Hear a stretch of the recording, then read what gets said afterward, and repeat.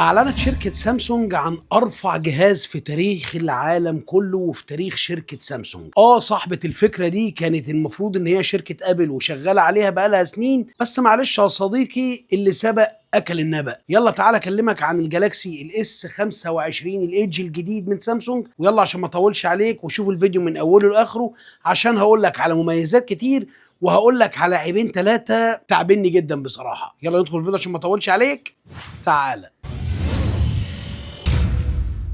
شركة سامسونج أعلنت اليومين اللي فاتوا دول عن العملاق الجديد من الفلاج شيب، مش الفئة المتوسطة، أيوه من الفلاج شيب، ألا وهو الجالاكسي اس 25 الايدج.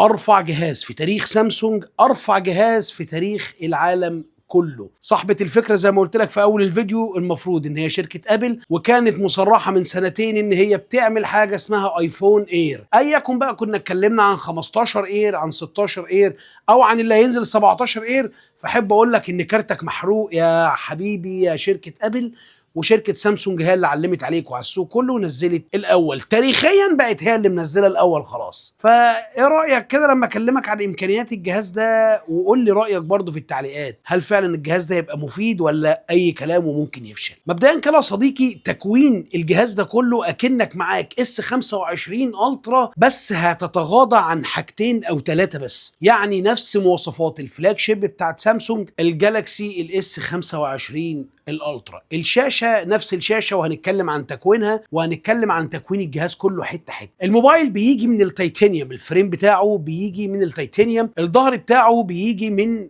جوريلا جلاس فيسكاتس 2، وده بيبقى مقاوم اكتر للكسر، ودي برضو في الحاجات اللي تخص الفلاج شيب. اما بالنسبه للشاشه فالشاشه بتيجي 120 هرتز، وبتيجي 6.7 انش، شاشه كبيره مش صغيره، وبتيجي نفس شاشه ال 25 الترا زي ما انا بقول لك، كواد اتش دي بلس، اتش دي ار 10 بلس، حتى النيتس نفس النيتس بتاع الاس 25 الترا 2600 نيتس. بس الجديد في الشاشه بقى هنا اللي مش موجود في ال 25 الالترا هي طبقه الحمايه الزجاجيه الجديده اللي اول مره تعلن عليها شركه سامسونج واعلنت عليها في الجهاز ده، الا وهي السيراميك 2. والسيراميك 2 دي يا صديقي اول مره سامسونج تستعملها في الشاشات بتاعت موبايلاتها، استخدمتها في شاشات الموبايل ده. الموبايل ده رفيع جدا لدرجه ان انت هتحس ان هو جنب الاس 25 الالترا انت ماسك موبايل اصغر من ال 25 الالترا بالتلت. يعني تعالى اكلمك بالارقام، انت بتتكلم في ال 25 الالترا مثلا اللي انت شايفه رفيع ده سمكه 8.2 مللي. اما بالنسبه للاس 25 الايدج اللي احنا بنتكلم عليه، عايزك تسمع الرقم ده كده، بيجي 5.8 مللي. يعني حرفيا انت موفر تلت حجم الموبايل لو انت معاك اس 25 الترا. حتى في الوزن انت ماسك موبايل خفيف جدا فوق ما انت تتخيل، خفيف خفيف حرفيا. ال 25 الترا بجلاله قدره 218 جرام، وبالنسبه لناس تانية كان الموبايل ده طفره ان هو وزنه خفيف. انما الجالاكسي الاس 25 الايدج وزنه 163 جرام. انت متخيل الوزن؟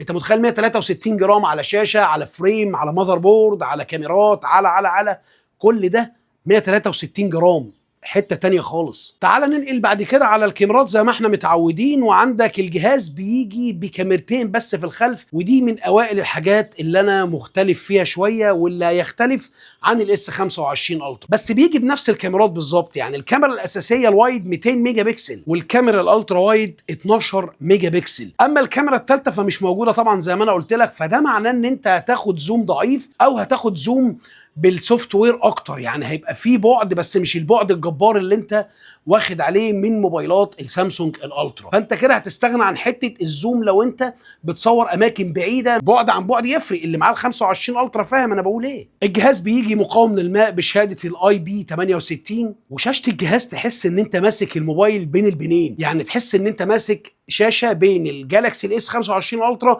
والجالاكسي ال 25 بلس مثلا. وزي ما في ميزه في الشاشه اللي هي بتاعت الاس 25 الايدج وقلت لك ان هي عليها طبقه الحمايه الجديده السيراميك 2، برضو في حاجه في الشاشه بتاعت ال 25 الترا مش موجوده في الاس 25 الايدج، الا وهي الانتي كلير. الانتي كلير دي خاصيه نازله في الشاشه بتاعت الاس 25 الترا وبتبقى مانع للانعكاس الضوئي، فده معناه ان شاشه ال 25 الايدج هتبقى مش مانع للانعكاس الضوئي، يعني هتبقى في بعض الامور مزولاك شويه بالاضاءه لو فوقيك اضاءه عاليه او سبوت عليك اضاءه. بالنسبه للميموري والرامات، الجهاز بيجي 12 جيجا رام 256، 12 جيجا رام 512، ومفيش منه تقريبا 1 تيرا، ما اعلنوش عن ال 1 تيرا، فهو بيجي 12 جيجا رام 256 وال 12 جيجا رام ال 512. اما بالنسبه للبروسيسور يا حبيبي، لاحظ ان انا في اول الفيديو قلت لك انت بتتكلم عن فلاج شيب، فده معناه ايه؟ ده معناه ان هيجي بنفس البروسيسور العملاق الامريكي طبعا من كوالكوم، سناب دراجون 8 اليت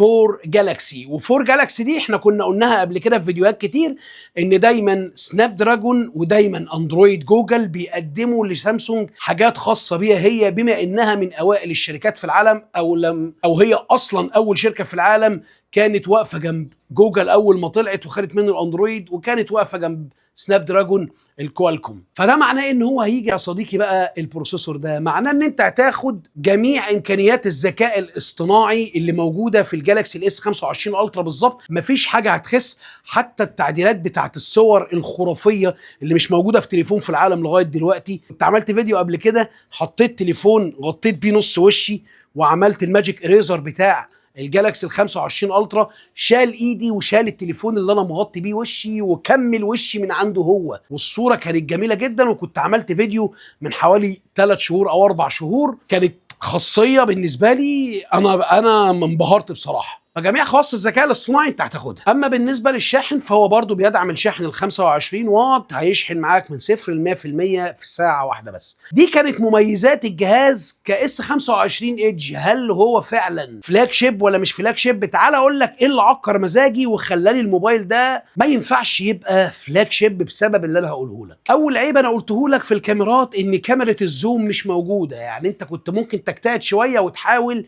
ان انت تحط الثلاث كاميرات عشان خاطر الزوم، لان الثلاث ارباع مستخدمين سامسونج بيعشقوا الزوم بتاع سامسونج، خاصه بالتعديلات بتاعه الاي اي الجديده. تاني عيب، والعيب ده بالنسبه لي مخيف جدا، جهاز زي ده نحيف، انت لسه ما توصلتش لصناعه بطاريات معينه، بس ما تجيش كده. يعني رقم في البطاريه دي انا ما سمعتوش من سنين السنين. الجهاز ده يا صديقي بيجي ببطاريه 3900 ملي امبير، يعني تقريبا بطاريه ولاعه. انت معاك بتشحن ولاعه اللي هي بتولع بالكهرباء، بطاريه ضعيفه جدا. بس هل ال8 اليت البروسيسور ده هيعرف يهندل الامور بتاع البطاريه، خاصة ان انت مديني موبايل المفروض ان هو فلاج شيب، يعني استخدام يومي، يعني مش هينفع يبقى سكند فون.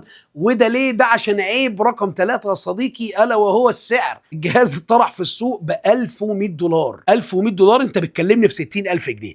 يعني حضرتك لو انت عايش في مصر، انت لسه السلام عليكم كده عندك الضريبه. يعني الجهاز ده ممكن يقف بعد الضريبه عليا في مصر هنا حضرتك من 75 ل 70 72 75. فده رقم خزعبلي جدا. 75 سوري، انا اجيب 16 برو ماكس. لو انت يوزر سامسونج هتجيب الاس 25 الالترا. فالسعر ده لازم الشركه تعدله، لان السعر ده عالي جدا جدا جدا على الامكانيات، خاصه ان انا ممكن اجيب بنفس السعر الامكانيات بتاعه الالترا اللي هو هيفضل اعلى منه برضه. يعني يا فرحتي بالسمك، شكرا يا عم الحاج، انا عايز الامكانيات. لا اما انت بتخاطب بقى ناس لاكشري، بقى ناس الجهاز ده مش نازل لينا احنا يا جماعه. واخيرا شركه سامسونج كده هي اللي بدات الترند اللي العالم كله بيتكلم عليه بقاله اكتر من سنتين، الا وهو ارفع موبايل في العالم، ارفع موبايل في العالم. وفعلا كده شركه سامسونج بالنسبه لي تعتبر علمت على شركه ابل. حتى لو شركه ابل نزلت ال 17 اير بامكانيات جباره بشكل اشيك، حتى لو ارفع، برضه شركه سامسونج كانت هي عندها الرقصه الاولى اللي افتتاحيه زي ما بيقولوا في الامثال. عايزك تكتب لي في التعليقات انت بعد الفيديو ده كده ما سمعته من اوله لاخره، هل انت ممكن تشيل موبايل فلاج شيب بالمواصفات دي بالسعر ده؟ طب هل لو انت مرتاح ماديا شويه ممكن تشيله سكند فون جنب الموبايل الاساسي بتاعك، اللي هو طبعا اكيد هيبقى معاك اس 25 الترا، او ممكن تكون يوزر ايفون وحابب ان انت تجرب الحجم الرفيع؟ ممكن فعلا تشتري جهاز بالامكانيات ده وبالسعر ده فعلا. تابعني يا صديقي لو انت اول مره تشوفني، احنا بنعمل فيديوهات مقارنات بين الموبايلات الايفون وموبايلات الفلاج شيب حول العالم، بنحاول بنسعى جيدا ان احنا نجيب لك اماكن موثوق منها تقدر تقوم بيها بخدماتك التكنولوجيه، سواء كانت موبايلات او كمبيوتر بي سي او لابتوب او ما شابه ذلك. تابعني على الفيسبوك بيج احمد_تربو، بنجيب عليها عروض هتفيدك ان شاء الله. اي استفسار بالسوق وحركه البيع والشراء هتلاقيها على موبايل تربو خاصه بينا برضو. حابب تشوف فيديوهاتي منسقه تحت بعضيها هتلاقيها على اليوتيوب تشانل احمد تربو. اتمنى ان انت تشترك في القناه وتفعل زر الجرس عشان يجيلك كل جديد ان شاء الله. استنى رسائلك على الانستجرام، واعذرني لو بطول في الرد عليك، اخت رسائل مش اكتر والله. كان معاك احمد تربو، سلام عليكم.